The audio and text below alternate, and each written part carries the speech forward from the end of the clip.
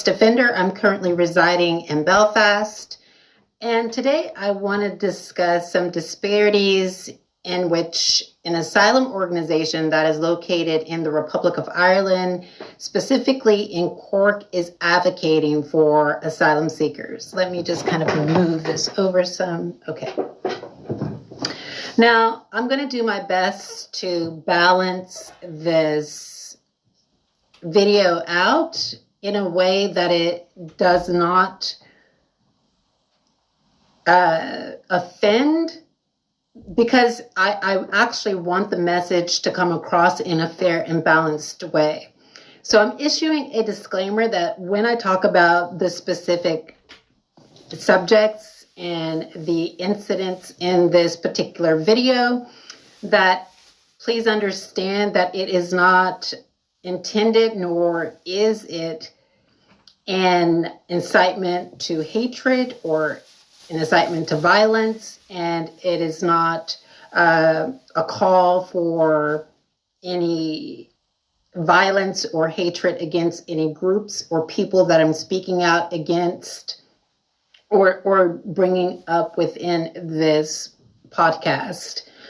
So I hope that this video comes across, and I hope that you really understand that this is just really for educational and informational purposes, and that you must understand that my journey as a human rights defender is always first. And according to Article 6 of the Declaration for Human Rights Defenders, it is my responsibility and my right to study, discuss, form, and hold opinions on the observance, both in law and in practice, of all human rights and fundamental freedoms, and through these and other appropriate means to draw public attention to these matters. This is exactly what I'm doing in this specific video, is that I'm drawing public attention to differential treatment by an organization called Nasc, the Migrant Refugee Rights Center. Now, it's important to understand that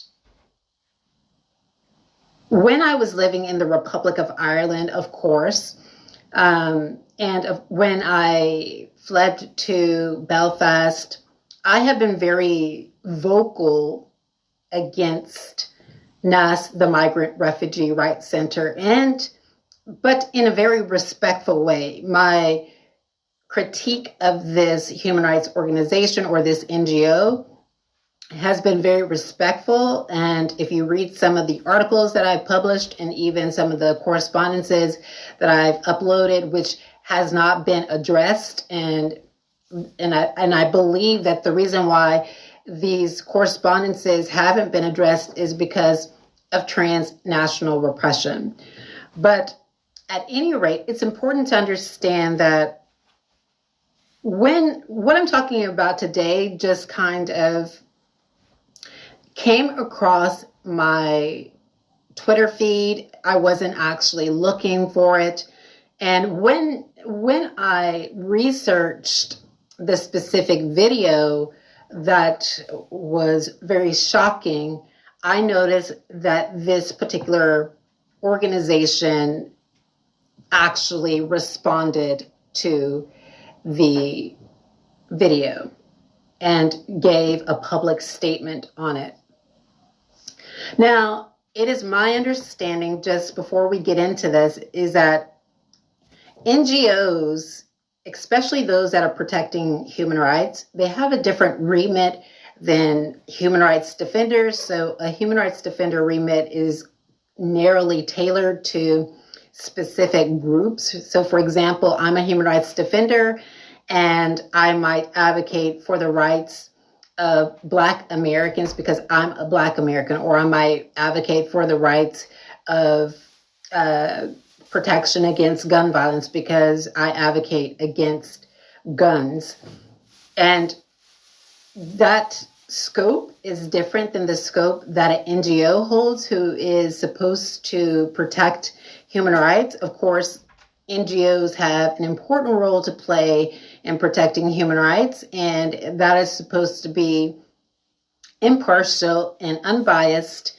And this specific NGO, Nasc, the Migrant, Refugee Rights Center, is bound by the European Convention on Human Rights, 2003, which is an act in Ireland, specifically Article 14, which prohibits differential treatment based on national or social origin or in association with a national minority or place of birth. And in this video, I'm going to demonstrate that this organization has not done that. This organization has its treatment in the way that it advocates for asylum seekers is very biased, and it's very, not only is it biased, it's prejudicial, and my opinion, it actually puts lives at risk. Now, does it put all lives at risk? No, it doesn't, but it does put some lives at risk. Now, I'm going to actually go from, when I'm talking about this, I am going to go kind of like, it's not going to be in chronological order. I think it's just going to be in descending order. So I'm going to start from today, and I'm going to go back in time, so you kind of understand what I'm talking about. Now, there was a video that was uploaded by several news articles in the Republic of Ireland, and it demonstrated security guards at the Citywest hotel assaulting a asylum seeker that was in that hotel. Now, I'm of the opinion that this kind of treatment against asylum seekers deserves scrutiny, that should not be tolerated. No security guard should ever put their hands on an asylum seeker. I stand behind that everyone should be treated with respect and dignity and direct provision, and not only in direct provision, but in any accommodation to where they are receiving care as a service user. But it's interesting that Nasc has issued a very scathing statement of the security guards that engaged in this mistreatment. And it was this, quote, "Very disturbing news. Recent footage shows an asylum seeker man being struck in the back of his head 15 times consecutively, in his accommodation center. This attack allegedly involved security guards, the very people designated to keep direct provision residents safe. There now needs to be an investigation into how this could have occurred and how safe this center is for residents. Our main concern today, however, is that the victim of this attack has full and speedy recovery," unquote. This was posted on March the 22nd, 2024. Now, let me give you I'm going to point out some things in this statement. This attack allegedly involved security guards. So now Nasc is speaking out against the mistreatment of an asylum seekers that is happening by staff in direct provision. And Nasc acknowledges that the very people designated to keep direct provision residents safe. So Nasc acknowledges that there is a problem now where asylum seekers are not being protected. Now, this is the call to action.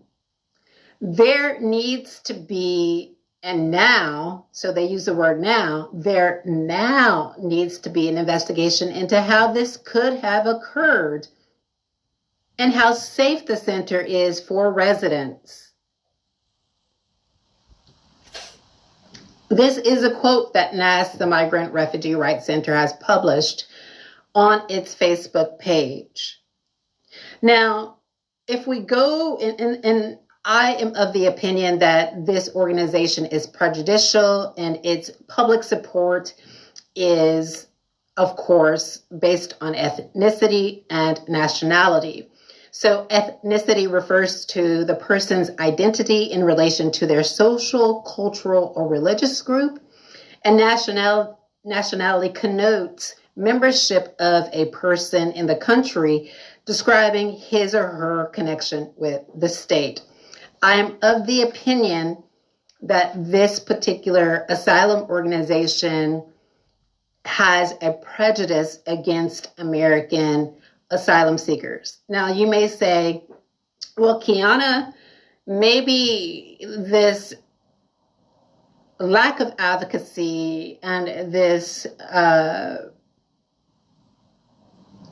unwilling to help Americans in the international protection process has to do with the incident in Gaza. And that incident in Gaza has brought a lot of scrutiny on the way that Americans are allegedly funding, these situations, these conflicts around the world. Now, we do understand that the United States has put funding behind its ally, Israel. We do know that. And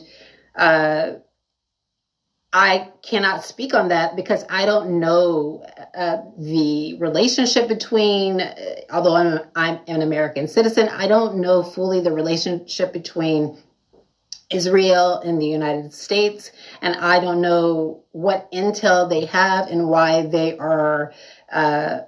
withheld on a ceasefire the way they did. I don't know, so I can't speak on that. I'm sorry. But again, even if we assume that that was the reason, we must understand that that situation didn't happen until October 7th of 2023. Now, my complaints, indirect provision, and my persistent call for Nasc to speak out on my behalf, it dates back to 2021. Now think about it, this is 2 years later, because October 2023, this is when those incidents happened, where that would have probably given organizations such as Nasc a reason to not support Americans. But again, they can't derogate from their responsibility to support all asylum seekers under the 1951 Convention, and of course under the European Convention on Human Rights Act. They have a duty and a responsibility, a positive obligation to protect asylum seekers, and that's all asylum seekers. So as you can see, that's this differential treatment is my contention with Nasc. Now you may say, okay, Kiana, where is the evidence? Well, I'm about to give it to you. So in August 2021, I made a complaint about my experiences in direct provision. And I complained about just general mistreatment, and I went to Nasc and I voiced my concerns. And I specifically asked Nasc if it could speak out for me publicly, and I felt that if they spoke out publicly that the mistreatment would stop, and it didn't do that. So this mistreatment continued, and this is when I learned that my computer was being accessed unlawfully, that there was infiltration into my laptop that I had at the time. And this was a continuous basis. So this was like during the month of January. And I think just like a month before that. So I think it started like in December 2021.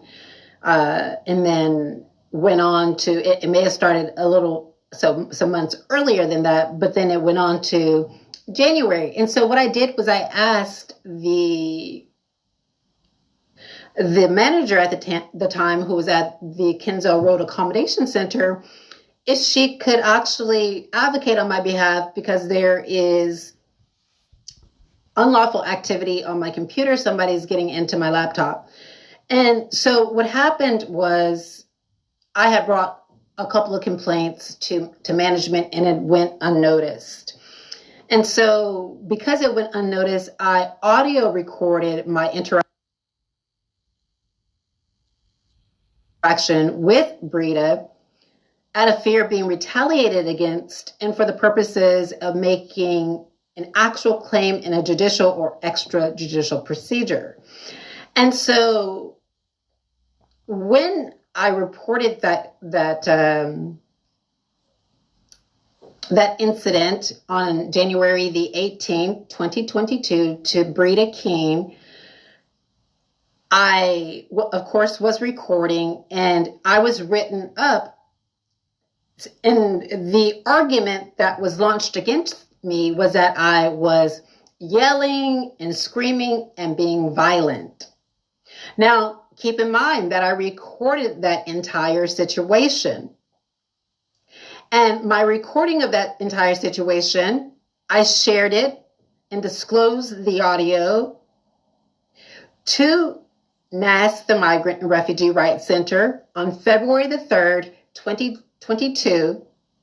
And I showed them the date and the timestamp.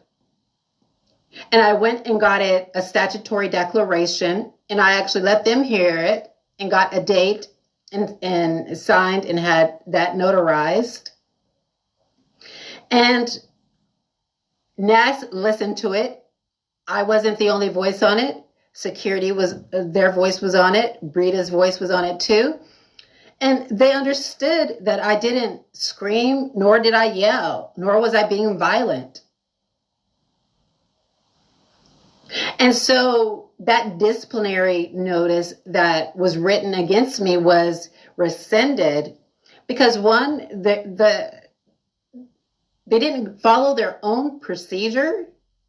And two, because again, you're supposed to receive a warning before you receive an actual write-up. And I didn't receive a warning. And two, I didn't argue, yell, or scream, nor was I being violent. So that specific disciplinary notice was rescinded.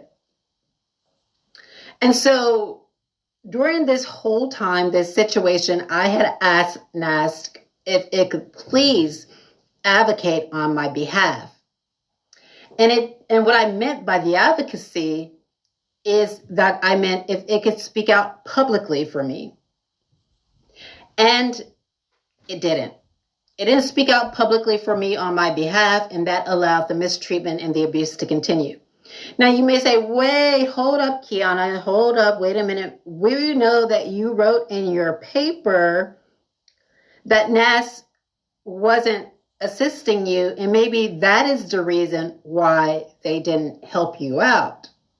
Ladies and gentlemen, I actually uploaded that paper in May 2022, and it was finalized in October 2022. And you can see that this incident happened in January 2022. Nasc actually received the recording in February 2022. My first complaint happened in August 2021. And so we have several incidents that are piling up and that Nasc is not publicly speaking out for me on my behalf. And that is what led to me writing this paper, this critique of this specific organization. And as you can see, we have 2021, and then we have this incident that happened on January the 18th, 2022. I let Nasc hear the recording on February the 3rd, 2022. That disciplinary notice was rescinded later that month. And Nasc did not publicly speak out for me. It didn't publish an article. It didn't write anything on my behalf. And the abuse continued to happen. Now you may say, well, Kiana, what evidence do you have of that? So in June, on the 9th, 2023, I wrote Nasc a letter responding to their June 8th correspondence about their not speaking publicly on my behalf. For example, this is what I stated. I'm going to read it verbatim. I said, Nasc did not condemn the instances of abuses of power at CRAC. I say, I acknowledge that I wrote to IPAS and the Ombudsman Office in relation to Brita King, the manager at CRAC, regarding her retaliation for the report I made about the incident that I knew impacted the rights of asylum seekers. King also abused her positional power when she called the Guardi to CRAC. And I went on to say, on this account, I documented the interaction to legally protect myself and to bring transparency to the incident. And then I said, it's worth mentioning here that I appreciate that Nasc gave me a space within the office to vent my concerns. However, Nasc did not publicly denounce King's conduct. Now, I go on to say, Nasc alleges it assisted me when I encountered bullying and ostracism at CRAC. And I said, Nasc did not condemn the bullying and ostracism as it did when it publicly denounced the far-right conduct, the pro-Irish far-right conduct in Ireland. And I said, Nasc could have easily published a statement that said authority figures are trying to stoke propaganda that particular asylum seekers fleeing democratic regimes are suffering from, mental illness, but we shouldn't give in to such propaganda. So mental illness when they're not. However, she issued a scathing statement, in my opinion, that was of a particular American asylum seeker indirect provision. And so this is what I said. I said, it's been over a year and Ms. Hurley has neither retracted her statement nor her statement depicting asylum seekers, Americans in the international protection process in a disparaging way. And I further state that I further state that if Nasc had amended his statement in the Irish Examiner, I believe that Americans who submit asylum claims would feel safer. And of course, Nasc didn't do that. So I am documenting in the dates of all the times that this organization did not speak out for me on my behalf when I asked it to, respectfully. Now, I didn't yell and scream and curse them out or become violent with them. No, they didn't publicly help me. Again, I said Nasc has failed to publicly denounce the cruel and unusual treatment Americans, asylum seekers face in direct provision. In truth, Nasc has closed its eyes to the harms that face Americans in direct provision. This leads me to believe that Nasc feels that Americans are undeserving of protection. So again, in this letter to Nasc, which is a 7-page letter, I lay out the grounds in which Nasc has failed to advocate on my behalf or Americans. And I further state that this is a claim that Nasc has made. Nasc alleges that it had no knowledge of any such conflict, but that's not true because during the month of August of 2021, I went to Nasc and reported it and spoke to its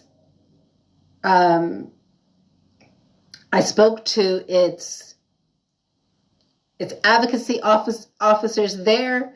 And then not only that, when I actually had a conversation with or email correspondence with Fiona Hurley, she was not the CEO at the time. It was Fiona Finn that was the CEO at the time. Fiona Hurley actually was, I believe, a legal officer or something of the such. And I actually was in email communication with her, and she did not advocate on my behalf.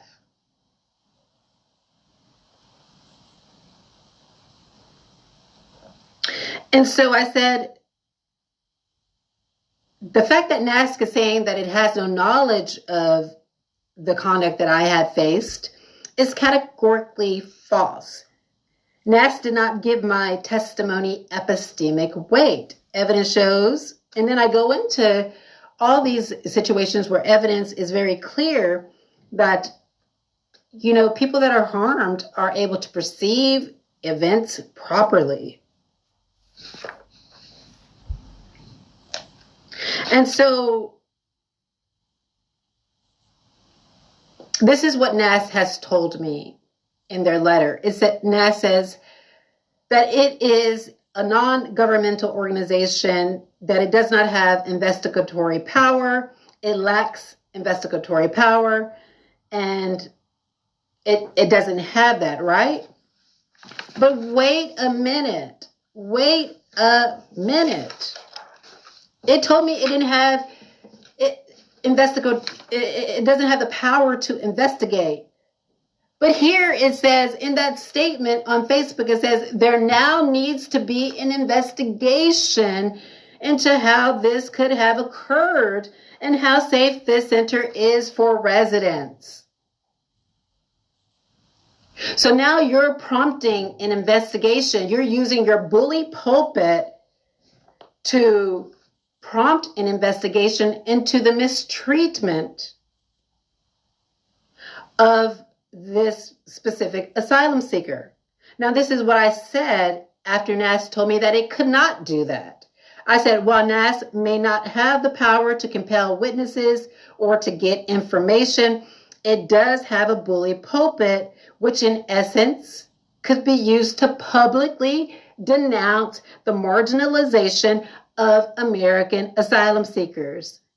This clearly demonstrates that Nasc has not taken my complaints seriously and has not taken the appropriate action to end the marginalization that is happening to Americans in direct provision.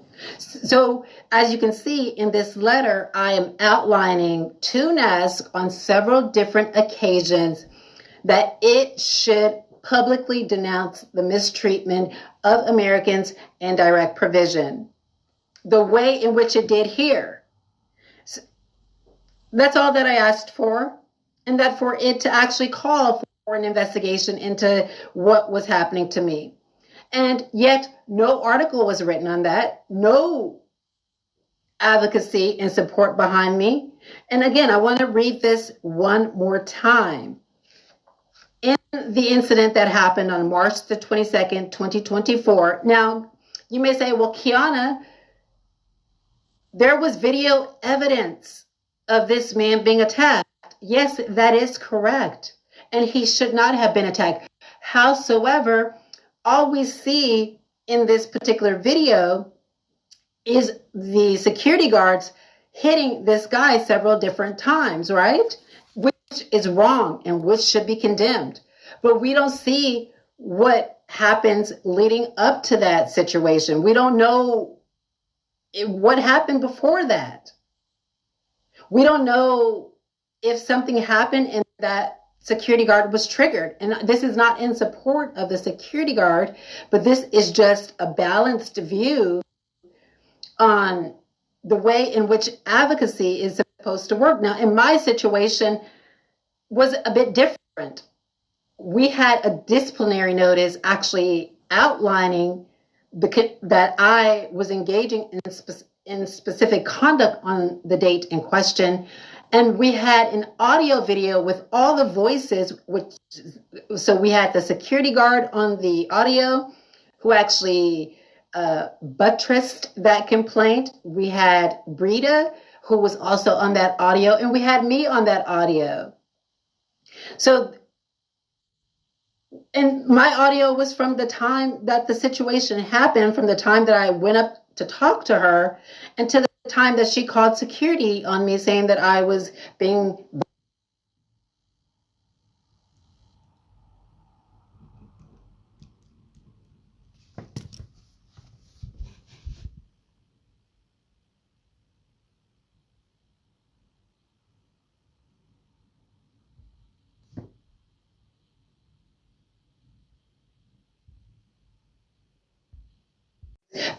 violent, which I wasn't, and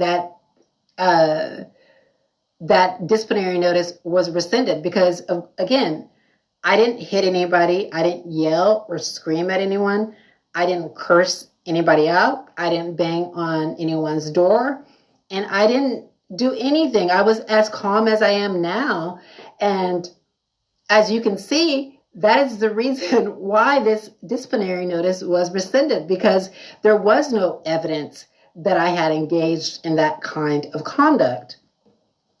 So going back to this statement that was put out by Nasc on March the 22nd, they specifically state that they're now, right now, not tomorrow, not a week from later, not a month from now, not years from now, today, immediately, needs to be an investigation into how this could have occurred and how safe this center is for residents.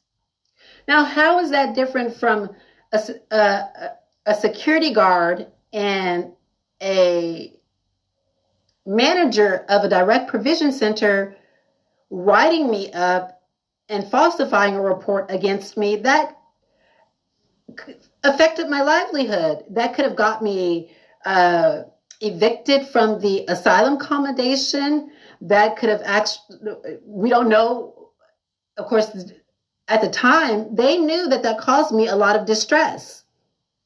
So we don't know if other asylum seekers were going through the same situation and how they felt about that situation and how safe that was for them. And if that occurred to asylum seekers being written up, and false reports being brought against them. And I do understand that it's not the same thing as being punched in the head repeatedly by a security guard.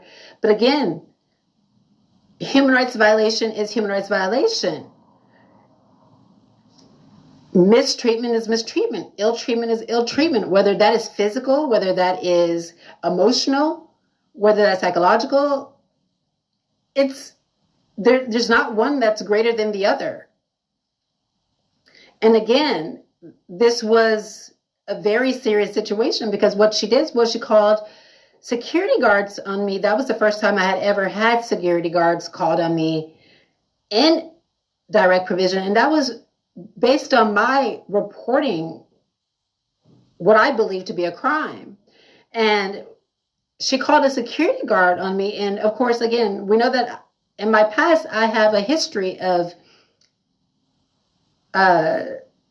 contentious interactions with law enforcement, so she didn't know exactly what that could have done for me. And she did it in retaliation for my raising an ethical complaint and a complaint based on violations of human rights. And Nasc did not stand behind me. It didn't stand up for me. It didn't advocate for me in the news. It didn't post anything on its Facebook page. It didn't post anything on its Twitter account. And that's all I was asking for it to do. I said, please just post something, because if you post something, this treatment will likely stop. And think about it. This was in the first incident was when I actually approached Nasc was in August 2021. So this is very early. So I came to direct provision, the Kenzo Road Accommodation Center in June of 2021. And so within 3 months, I'm experiencing this, and I'm calling on this NGOs to protect me. So I'm calling on this NGO to protect me in 2021, in 2022, in 2023. So you see, there's 3 years that I'm calling on this NGO to actually assist me and protect me and to speak out on my behalf. And it only took seconds in this particular situation. So you can see that in this particular situation with myself, what I was trying to do is establish trust with this NGO. And I was going to it consistently, trying to establish trust. And it still didn't speak out for me on my behalf. 3 years. And this situation with this particular asylum seeker, she's not knowing exactly. And again, let me reiterate, that security guard should not have ever put his hands on that asylum seeker, regardless of what happened. And we don't understand what happened before that incident took place that we see on the recording, but that security guard should not have actually assaulted that asylum seeker. But she doesn't know exactly what took place, right? And it only took a second or less than 24 hours. Well, let me clarify that that's inaccurate. It took 48 hours. It took 48 hours for that asylum NGO to advocate on behalf of that man. And I had asked for their assistance over 3 years and not any advocacy. Now you may say, Kiana, well, maybe it's because when you went to Nasc, you wanted to do things yourself. No, I did not. When I went to Nasc, I specifically told them that I wanted to write the letter to the ombudsman and to IPAS myself. I wanted to write that letter myself because I wanted them to respect me as a human being. But I wanted them to come out and publicly support me, which they didn't do. And do you see now why I'm calling for Fiona Hurley's resignation? This is why I'm calling respectfully. I'm calling on her resignation because this is unfair. And as a human rights defender in my capacity, this is not fair treatment. Now, yes, speak up for this gentleman who was assaulted. You're supposed to, but you're supposed to speak out for all asylum seekers, and you did not do that. This is why I am renewing my call and asking that she resign from that position, because this is biased treatment against asylum seekers. And unfortunately, this could cost somebody their life. In that particular situation where this guy was being assaulted, this was something that was very physical and harmed that asylum seeker, but there are other harms. And of course, we understand that there are a lot of asylum seekers who have unalived themselves because they haven't got the support that they are seeking. And I'm not talking about mental health support. I'm talking about advocacy, people standing behind them and supporting them and making sure that the harms that are happening to them are publicized and addressed accurately. And Nasc didn't do that for me like it did in this particular situation. And that is the reason why I am calling on Fiona Hurley's resignation, because they are duty bound to the European Convention on Human Rights, that Human Rights Act of 2003, and they haven't not uphold, in my personal opinion, and based on the facts that I presented, their positive obligations to help all asylum seekers.